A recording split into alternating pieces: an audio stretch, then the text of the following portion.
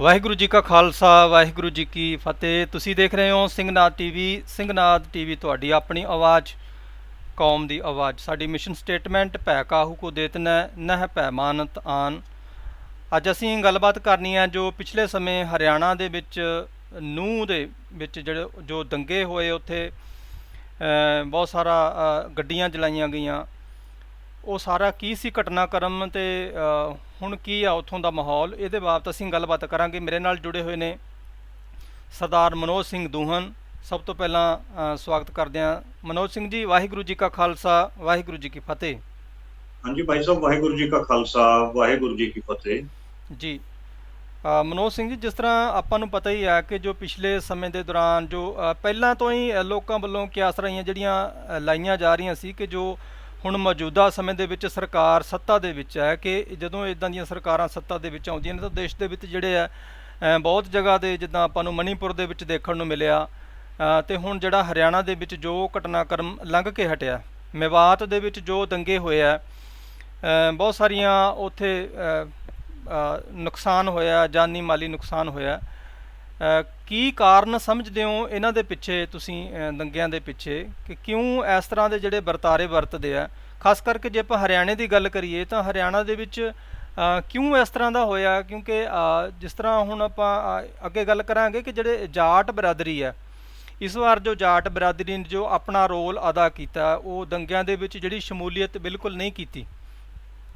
ਕਿਵੇਂ ਦੇਖਦੇ ਹੋ ਇਸ ਸਾਰੇ ਘਟਨਾਕ੍ਰਮ ਨੂੰ, ਕਿ ਜਿਹੜਾ ਪਹਿਲਾਂ ਤਾਂ ਕਿ ਦੰਗੇ ਕਿਉਂ ਹੋਏ, ਉੱਥੇ ਕਾਰਨ ਕੀ ਸੀ, ਕੀ ਵਜ੍ਹਾ ਸੀ ਉੱਥੇ ਦੰਗਿਆਂ ਦੀ? ਜੀ भाई साहब, मेयो कम्युनिटी जो है ये मुस्लिम जो है कम्युनिटी है, और ये हरियाणा में भी है और ये राजस्थान में भी है, जी और कुछ उत्तर प्रदेश में भी है, मध्य प्रदेश में भी है। और 1947 में पाकिस्तान चले गए थे काफी मेयो, तो पाकिस्तान में भी है। उसके बाद मेयो कम्युनिटी जो है वो एनआरआईज में भी मेयो की संख्या बहुत ज्यादा है। तो अलवर में है मेयो, मेयो राजस्थान के भरतपुर में है, नूह हरियाणा में है, मेवात में है, पलवल, फरीदाबाद, गुड़गांव और यहाँ तक कि अंबाला में भी मेयो हैं। तो ये तीन महीने के बाद राजस्थान का इलेक्शन आएगा, और उसके बाद लोकसभा का इलेक्शन है, और फिर हरियाणा का भी इलेक्शन है। तो लास्ट टाइम भी हरियाणा के अंदर जब सरकार बनी थी, तो हरियाणा की सरकार जाट रिजर्वेशन मूवमेंट में जो यहाँ मूवमेंट वायलेंट हो गया था, उसी को मुद्दा बनाकर जो है हरियाणा में सरकार बनी थी। लेकिन हरियाणा सरकार ने कोई काम नहीं करवाया अपने 10 साल के लगभग अपने कार्यकाल में। तो अब सरकार ये चाह रही है कि अब इलेक्शन आएंगे, इनके पास विकास कार्यों के ऊपर बताने के लिए कुछ नहीं है कि हमने कोई विकास कार्य हरियाणा में करवाया हो। तो जिस वजह से ये चाह रहे हैं कि दंगे करवाए जाएं।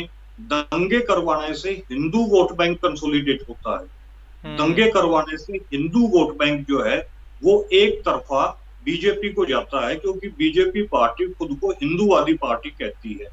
जिस वजह से इन्होंने ये दंगों का एक्सपेरिमेंट किया। इस तरीके का एक्सपेरिमेंट 2013 में भी, 2013 में भी ये उत्तर प्रदेश में मुजफ्फरनगर में जाट और मुस्लिम दंगा करके देख चुके हैं। तो ये चाह रहे थे, इनकी मंशा ये थी कि हरियाणा के अंदर भी ये दंगे शुरू हो जाएं, और जब ये दंगे शुरू होंगे तो मेयो चूंकि राजस्थान में भी है और हरियाणा में भी है, तो इस दंगे का जो असर जाएगा वो पूरे राजस्थान में जाएगा, पूरे हरियाणा में जाएगा। लेकिन इस बार अपने पुराने तजर्बों को देखकर जो जाट बिरादरी है उसको जो है वो शानी हो चुकी है, उसके अंदर दिमाग आ चुका है कि भाई इतिहास में, हिस्ट्री में हमको यूज किया इन्होंने, जो हिंदूवादी शक्तियां हैं। 1947 में हमको यूज किया, 1984 में हमको यूज किया सिखों के खिलाफ, 2013 में हमको यूज किया मुजफ्फरनगर में, और अब ये दोबारा से हमको यूज करना चाह रहे हैं, जबकि ये हमारा साथ कभी नहीं देते। जैसे 2016 में जो जाट रिजर्वेशन मूवमेंट हुई, उसमें जो हिंदूवादी शक्तियां थी वो जाटों के खिलाफ खड़ी हुई। जाटों ने कहा कि यार हर लड़ाई में हमारी शमूलियत रहती है, हर एक लड़ाई में हमारी हिस्सेदारी रहती है, चाहे वो 1965 की पाकिस्तान से लड़ाई हो, चाहे 1971 की लड़ाई हो, चाहे 1962 की लड़ाई हो, हर लड़ाई में हमारी हिस्सेदारी रहती है। लेकिन जब हम अपनी हिस्सेदारी रिजर्वेशन के माध्यम से मांग रहे हैं, तो गवर्नमेंट हमारे ऊपर गोलियां चला रही है, हमारे लोगों को जेलों में डाल रही है। तो वहां 2016 में जाटों को ये समझ में आया कि भाई जो हिंदूवादी शक्तियां हैं वो जाटों को अधिकार नहीं देना चाहती, वो जाटों को अधिकार नहीं देंगी। उसके बाद इन्होंने जाटों को काफी दबा दिया, क्योंकि जेलों में डाल दिया, कुछ हमारे 20 हमारे भाई शहीद हुए। तो हरियाणा के अंदर जो है वो जो यूथ था जाटों का, उसके अंदर कहीं ना कहीं एक भावना पैदा हो गई थी, एक डर की भावना इन्होंने पैदा करने की कोशिश की। लेकिन 2020 में जब पंजाब से किसान उठकर आया और दिल्ली के अंदर जो किसान मूवमेंट शुरू हुआ, तो वहां हरियाणा के जाटों को हौसला हुआ कि यार पंजाब के लोग तो हमारे भाई हैं, क्योंकि ये पूरे एक साल 1.5 साल जो है वो इकट्ठे रहे दिल्ली मोर्चे के ऊपर, शंभू मोर्चे के ऊपर रहे, टीकरी मोर्चे के ऊपर रहे। तो जिसकी वजह से इनको जहां जाट रिजर्वेशन मूवमेंट में दुश्मन की पहचान हुई थी, वहां किसान मूवमेंट में इनको दोस्त की पहचान हो गई, अपने भाई की पहचान हो गई। और अभी इसी साल जो है दिल्ली के अंदर जब ब्रजभूषण शरण जो कुश्ती संघ का प्रेसिडेंट है, उसके ऊपर जब हमारी बहनों ने जब आरोप लगाया कि इसने काफी लड़कियों का यौन शोषण किया है, तो वहां अयोध्या के संत जो हैं, जबकि संत की और राजा की कोई जात नहीं होती, जबकि संत और राजा का कायदे से कोई संप्रदाय नहीं होता, लेकिन उसके बावजूद अयोध्या के जो संत थे वो ब्रजभूषण शरण के हक में आके खुलेआम खड़े हो गए और उन्होंने कहा कि हम ब्रजभूषण शरण की जो है समर्थन में दिल्ली में आकर प्रदर्शन करेंगे। तो जिसकी वजह से जाटों का ये समझ में आ गया कि जो हिंदूवाद है वो बेसिकली ब्राह्मणवाद है। ये जाटों को समझ में आ गया हिंदुइज्म का फायदा केवल और केवल विपर जातियों को मिलेगा, अपर कास्ट को मिलेगा, बीजेपी को मिलेगा, आरएसएस को मिलेगा। और ये विचारधारा बेसिकली जाटों के खिलाफ है, या पीजेंट्स के खिलाफ है, या किसानों के खिलाफ है। जिसकी वजह से अब जब मेवात के अंदर नूह में इन्होंने हिंदू संगठनों ने ये कॉल दी, जब इन्होंने ये आवाज दी कि जाटों को भी दंगों में हमारा साथ देना चाहिए, तो जाटों ने इनका मजाक उड़ाया और जाटों ने इनके साथ दंगों में शरीक होने से इनकार कर दिया। जिसकी वजह से पूरे नॉर्थ इंडिया के अंदर जो है उसका असर यह रहा कि दंगे फैल नहीं पाए, और दंगे जो इनकी बड़ी साजिश थी, जो इनका एक्सपेरिमेंट जो ये करना चाह रहे थे, वो रुक गया। ये इस बार जो है डेवलपमेंट हुई। जी जी बिल्कुल। ਇੱਕ ਮੈਂ ਹੋਰ ਜਿਹੜੀ ਖਬਰ ਦੇਖ ਰਿਹਾ ਹਾਂ ਕੱਲ ਦੀ, ਜਿਹੜੀ ਬਹੁਤ ਸਾਰੇ ਅਖਬਾਰਾਂ ਦੇ ਵਿੱਚ ਵੀ ਖਬਰ ਆ ਰਹੀ ਹੈ, ਦਈਆ ਖਾਪ ਦੇ ਪ੍ਰਧਾਨ ਇੱਕ ਸੁਰਿੰਦਰ ਦਈਆ ਕਰਕੇ, ਉਹਨਾਂ ਵੱਲੋਂ ਜਿਹੜਾ ਇੱਕ ਗੱਲ ਕਹੀ ਜਾਂਦੀ ਹੈ ਕਿ ਕੋਈ ਜਿਸ ਤਰ੍ਹਾਂ ਹੁਣ ਜਿਹੜੇ ਆ ਜਾਟ ਦੰਗਿਆਂ ਦੇ ਵਿੱਚ ਸ਼ਾਮਲ ਨਹੀਂ ਹੋਏ, ਜਾਟਾਂ ਨੇ ਮਤਲਬ ਇਸ ਚੀਜ਼ ਦਾ ਵਿਰੋਧ ਕੀਤਾ, ਤਾਂ ਜਿਹੜੀ ਦਈਆ ਖਾਪ ਦੇ ਪ੍ਰਧਾਨ ਨੇ ਸੁਰਿੰਦਰ ਦਈਆ ਵੱਲੋਂ ਇਹ ਕਿਹਾ ਜਾ ਰਿਹਾ ਕਿ ਉੱਥੇ ਨੂੰਹ ਦੇ ਵਿੱਚ ਕੋਈ ਰਹਿ ਕੇ ਦਿਖਾਵੇ, ਉੱਥੇ ਕੋਈ ਵੀ ਉੱਥੋਂ ਦੇ ਜਿਹੜੇ ਲੋਕ ਨੇ ਜਾਂ ਉੱਥੋਂ ਦੇ ਮੁਸਲਮਾਨ ਨੇ ਵੀ ਉਹ ਇਸ ਤਰੀਕੇ ਦੇ ਜਿਹੜੇ ਆ ਮਤਲਬ ਲੋਕਾਂ ਨੂੰ ਪਰੇਸ਼ਾਨ ਕਰਦੇ ਆ। ਉਹਨਾਂ ਦੇ ਕਹਿਣ ਤੋਂ ਭਾਵ ਮੈਨੂੰ ਇਹ ਲੱਗ ਰਿਹਾ ਉਹਨਾਂ ਨੇ ਵੱਡਾ ਚੈਲੰਜ ਦਿੱਤਾ ਹੈ ਕਿ ਜਿਹੜਾ ਉੱਥੇ ਨੂੰਹ ਦੇ ਵਿੱਚ ਕੋਈ ਰਹਿ ਕੇ ਦਿਖਾਵੇ, ਜਿਸ ਨੂੰ ਤੁਸੀਂ ਐਕਸੈਪਟ ਵੀ ਕੀਤਾ ਹੈ। ਤੇ ਮੈਂ ਚਾਹੂੰਗਾ ਕਿ ਸਾਰਾ ਇਹ ਮਸਲਾ ਹੈ ਕੀ ਹੈ, ਅਸਲ ਉਹਦੇ ਪਿੱਛੇ ਕਾਰਨ ਕੀ ਨੇ ਜੋ ਉਹਨਾਂ ਨੇ ਇਸ ਤਰ੍ਹਾਂ ਦਾ ਚੈਲੰਜ ਦਿੱਤਾ, ਇਹਦੇ ਬਾਰੇ ਥੋੜਾ ਖੁੱਲ ਕੇ ਦੱਸੋ। देखिए भाई साहब, अब ये प्लान जो बीजेपी का था या आरएसएस का था दंगे करवाने का, ये प्लान इनका फेल हो गया। तो अब इन्होंने जो है डिजास्टर मैनेजमेंट करने के लिए प्लान बी पर काम करना शुरू किया है। और डिजास्टर मैनेजमेंट ये इस तरीके से कर रहे हैं कि जो इनके चमचे हैं, क्योंकि जो सत्ताधारी दल है वो सत्ता में है, तो उनके चमचे जो भी मिलेंगे ये भी बहुत नेचुरल और बट नेचुरल फिनोमिना है। तो जिसकी वजह से जो दहिया खाप है उसके अंदर 2 प्रधान हैं। एक प्रधान है दहिया खाप में जयपाल दहिया जी, लेकिन जो बीजेपी का जो आईटी सेल है या जो मीडिया है वो इस सुरेंद्र दहिया जो एक नकली प्रधान स्वयंभू प्रधान खुद को जो बना हुआ है उसको ज्यादा प्रमोशन देती है। मतलब जो तो इसमें जो सुरेंद्र दहिया है वो अपने आप ਨੂੰ प्रधान कह रहे, एक्चुअल प्रधान नहीं है। नहीं, वो पहले उसको प्रधान पद से निष्कासित कर दिया है दहिया खाप ने। अच्छा। दहिया खाप ने उसको प्रधान पद से हटा दिया है उसकी इन्हीं एक्टिविटीज को देखते हुए। लेकिन वो जब भी, लेकिन बीजेपी स्पॉन्सर्ड प्रधान है, वो मीडिया में उसी को दिखाया जाता है। लेकिन अब जो दहिया है, जो दहिया गोथ है, उसने उसको प्रधान पद से खारिज कर दिया है और अपना नया प्रधान जो है वो जयपाल दहिया जी को दहिया खाप ने बना दिया है। लेकिन लेकिन इसने कहा कि मैं दहिया खाप का प्रधान हूं और ये पहले प्रधान था, लेकिन इसकी एक्टिविटीज को देख के इसको दहियाओं ने प्रधान पद से निकाल दिया, इसको हटा दिया। तो इसने ये चैलेंज किया कि भाई कोई भी आदमी नू में रह के दिखाए, नू में कोई रह के दिखाए तो मैं मान जाऊंगा कि भाई, तो उसके विचार फिर देखना नू में रहने के बाद क्या होंगे। तो उसमें दास ने ये इसका जो चैलेंज है, ये केवल इसका चैलेंज नहीं है, ये पूरी आरएसएस का चैलेंज है। आरएसएस का जो भी आदमी है, जो भी प्रतिनिधि है या जो भी आरएसएस की विचारधारा का गुलाम जाट कम्युनिटी में होगा, वो यही बात कहेगा कि कोई नू में रह के दिखाए, कोई मेवात में रह के दिखाए।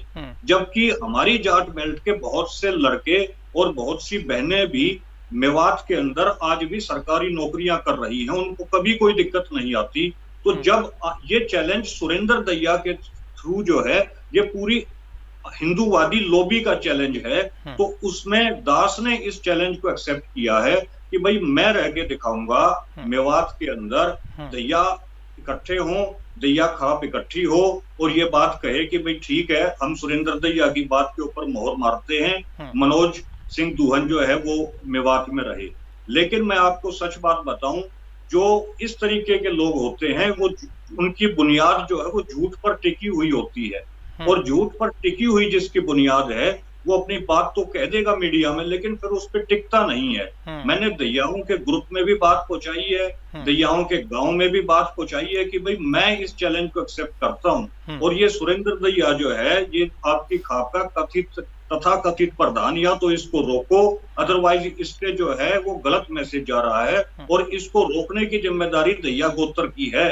क्योंकि दहिया गोत्र के अंदर जो है खुशहाल सिंह दहिया जैसे जो है महापुरुष पैदा हुए थे, जिन्होंने सिक्खी के लिए अपनी जो कुर्बानी दी। उसके बाद शेरी खांडा गांव के अंदर जो है वहां बाबा बंदा सिंह बहादुर जी ने आके सबसे पहले मोर्चा लगाया था। तो जो दहिया गोत्र है वो हमेशा सच्चाई के हक में खड़ा हुआ है, लेकिन उसके गोत्र के अंदर ये नकली स्वयंभू आदमी जो है ये इस तरीके से दावा कर रहा है, तो इसको रोकना जरूरी है। और क्योंकि ये दावा केवल इसका ही नहीं है, पूरी आरएसएस लॉबी का दावा है, जिसकी वजह से इसके चैलेंज को दास ने जो है एक्सेप्ट किया। ਇਹਦੇ ਪਿੱਛੇ ਕਾਰਨ ਕੀ ਹੈ ਜਿਹੜੀ ਉਹ ਗੱਲ ਕਹਿ ਰਿਹਾ ਹੈ ਕਿ ਕੋਈ ਨੂੰਹ में रह के दिखाए? ऐसा ਕੀ ਹੈ ਨੂੰਹ ਦੇ ਅੰਦਰ ਕਿ ਜੋ ਉਹ ਮਤਲਬ ਇਹ ਗੱਲ ਕਹਿ ਰਹੇ ਹੈ? ਬੇਸ਼ੱਕ ਸੱਚਾਈ ਦੇ ਵਿੱਚ ਨਾ ਵੀ ਹੋਵੇ, ਪਰ ਉਹ ਕੀ ਸੋਚ ਰਹੇ ਹੈ ਕਿ ਕਿਉਂ ਇਦਾਂ ਕਹਿ ਰਹੇ ਹੈ ਕਿ ਉੱਥੇ ਕੀ ਹੋ ਸਕਦਾ ਇਦਾਂ ਦਾ? वो ये बदनाम कर रहे हैं कि जो मेवात है वो मिनी पाकिस्तान बन चुका है।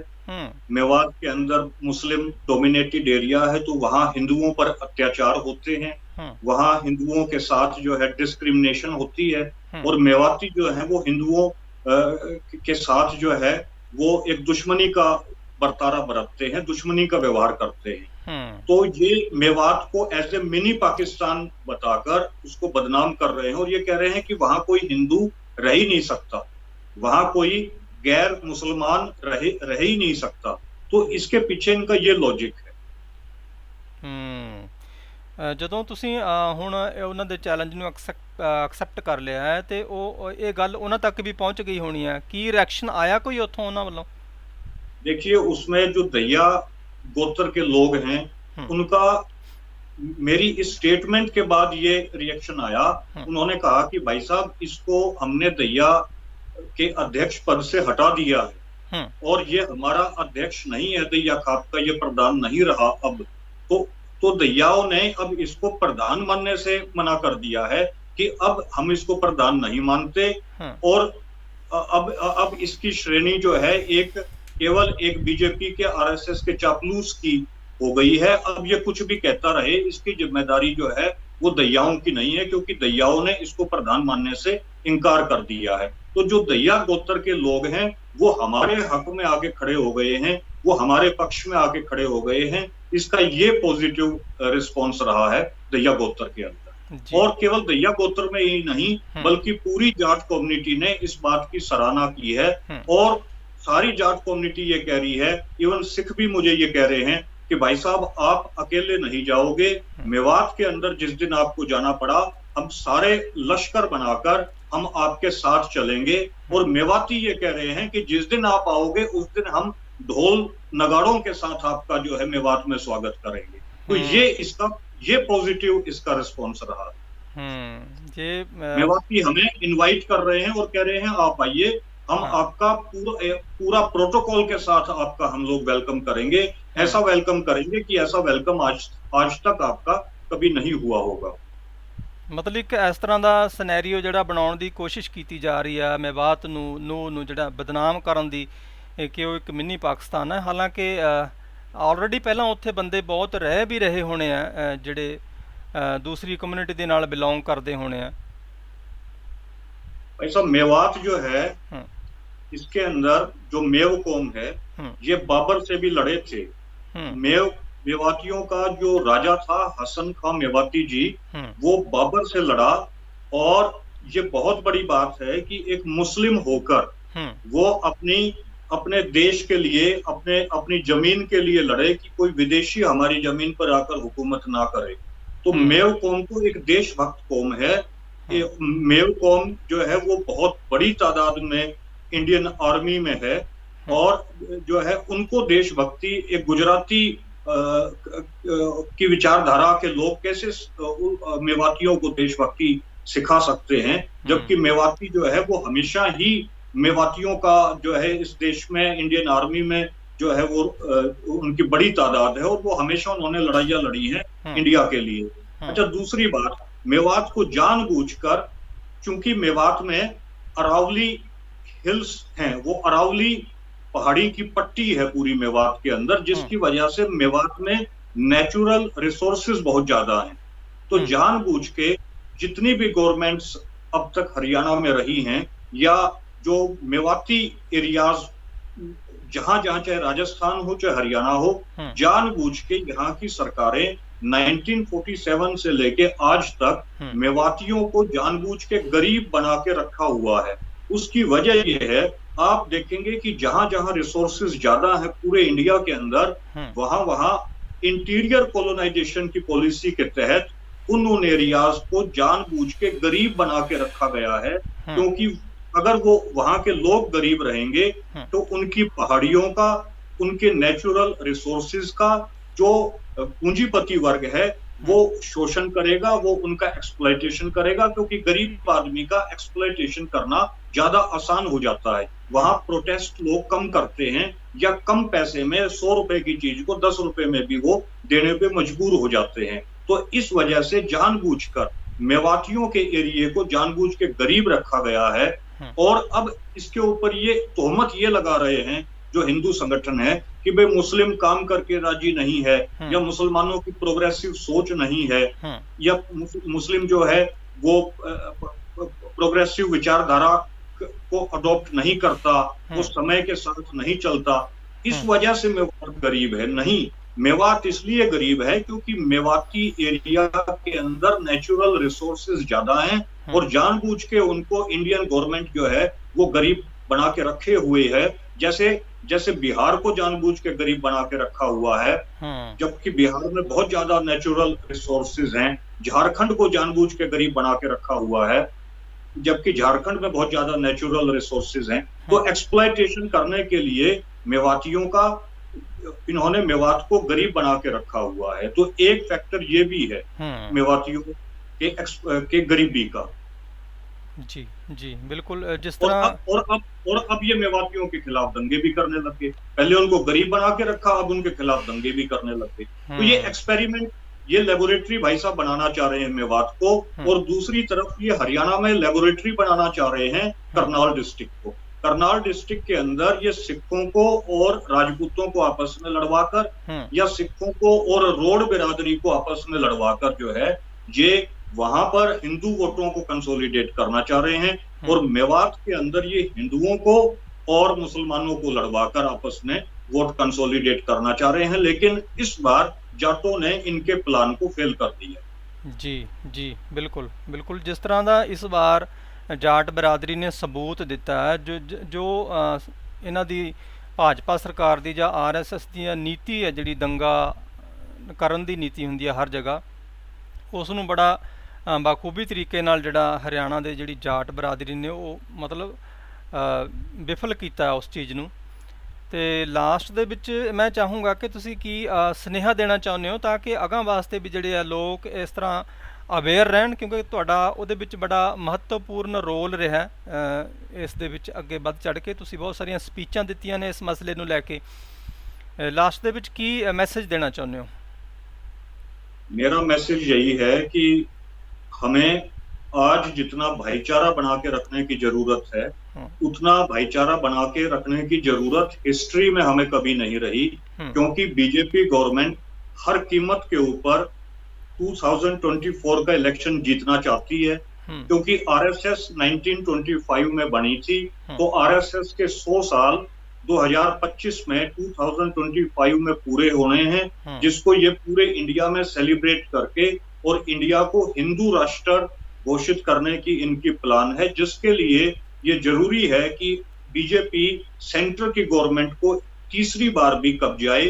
तो ये दंगे करवाकर जो है इस योजना को सफल करना चाह रहे हैं, जिसके लिए मणिपुर में भी दंगे आज तक रुके नहीं हैं, और अब ये एक्सपेरिमेंट मेवाती एरिया में भी करना चाह रहे थे। तो हमें और ज्यादा सावधान रहने की जरूरत है, क्योंकि ये एक्सपेरिमेंट इनका अब विफल हो गया है। तो इंटरकास्ट दंगे करवाने की ये कोशिश करेंगे, जैसे शेड्यूल्ड कास्ट को भी जो है आपस में लड़वाने की कोशिश करेंगे, या ओबीसी जातियों को, जाटों को गुजरों से, जाटों को राजपूतों से, या राजपूतों को गुजरों से, इस तरीके से अब ये इंटरकास्ट भी जो है कम्युनिटीज को आपस में लड़वाकर और एक वोट बैंक को पक्का करने की कोशिश करेंगे। माने आपसी दुश्मनी बंधवाकर बीजेपी सरकार कट्टर हिंदूवादी विचारधारा के लोग किसी भी कीमत पर जो है कहीं तक भी जाकर अपनी गलत जो पॉलिसीज को लेकर और जो है इस देश की सत्ता पे दोबारा काबिज होना चाह रहे हैं, जिसके लिए हमें बहुत ज्यादा समझदारी से मिलकर चलना होगा और एक दूसरे का हाथ पकड़ के हमें जो है आगे बढ़ना होगा। तो आपसी प्रेम हम लोग, आपसी प्यार हम लोग बनाए रखें, यही मेरा मैसेज है। जी जी। ਸੋ ਇਹ ਸਨ ਸਰਦਾਰ ਮਨੋਜ ਸਿੰਘ ਦੂਹਨ, ਜੋ ਐਡਵੋਕੇਟ ਨੇ, ਜਿਨ੍ਹਾਂ ਨੇ ਪਿਛਲੇ ਸਮੇਂ ਦੇ ਦੌਰਾਨ ਜਿਹੜਾ ਅੰਮ੍ਰਿਤ ਛਕ ਕੇ ਸਿੱਖ ਧਰਮ ਨੂੰ ਜਿਹੜਾ ਗ੍ਰਹਿਣ ਕੀਤਾ ਸੀ, ਜੋ ਹਰਿਆਣਾ ਦੇ ਵਿੱਚ ਇੱਕ ਬਹੁਤ ਵੱਡੀ ਇੱਕ ਭਾਈਚਾਰੇ ਦੀ ਜਿਹੜੀ ਮਿਸਾਲ ਉਹ ਪੇਸ਼ ਕਰ ਰਹੇ ਨੇ। ਜੋ ਹਾਲ ਹੀ ਦੇ ਵਿੱਚ ਹਰਿਆਣਾ ਦੇ ਵਿੱਚ ਦੰਗੇ ਹੋਏ ਸੀ, ਉਹਨਾਂ ਦੇ ਵਿੱਚ ਜੋ ਸਰਕਾਰ ਦੀਆਂ ਨੀਤੀਆਂ ਸੀ ਉਹਨਾਂ ਨੂੰ ਇਹਨੇ ਬੜੀ ਸੂਝ ਬੂਝ ਦੇ ਨਾਲ ਜਿਹੜਾ ਵਿਫਲ ਕੀਤਾ। ਅਤੇ ਆਸ ਕਰਦੇ ਹਾਂ ਕਿ ਇਸ ਤਰ੍ਹਾਂ ਜਿਹੜੇ ਹੈ ਆਉਣ ਵਾਲੇ ਦਿਨਾਂ ਦੇ ਵਿੱਚ ਵੀ ਇਸ ਤਰ੍ਹਾਂ ਭਾਈਚਾਰੇ ਦਾ ਜਿਹੜਾ ਸਬੂਤ ਦਿੰਦੇ ਰਹਿਣਗੇ, ਤਾਂ ਕਿ ਜਿਹੜਾ ਫੈਡਰਲ ਢਾਂਚਾ ਹੈ ਦੇਸ਼ ਦਾ ਉਹ ਕਾਇਮ ਰਹੇ, ਬਣਿਆ ਰਹਿ ਸਕੇ, ਅਤੇ ਲੋਕਾਂ ਦਾ ਜਿਹੜਾ ਭਾਈਚਾਰਾ ਹੈ ਉਹ ਇਸੇ ਤਰ੍ਹਾਂ ਬਣਿਆ ਰਹੇ। ਬਹੁਤ ਬਹੁਤ ਧੰਨਵਾਦ ਸਰਦਾਰ ਮਨੋਜ ਸਿੰਘ ਜੀ, ਗੱਲਬਾਤ ਕਰਨ ਦੇ ਲਈ ਸਾਡੇ ਨਾਲ। ਵਾਹਿਗੁਰੂ ਜੀ ਕਾ ਖਾਲਸਾ, ਵਾਹਿਗੁਰੂ ਜੀ ਕੀ ਫਤਿਹ। ਵਾਹਿਗੁਰੂ ਜੀ ਕੀ ਫਤਿਹ।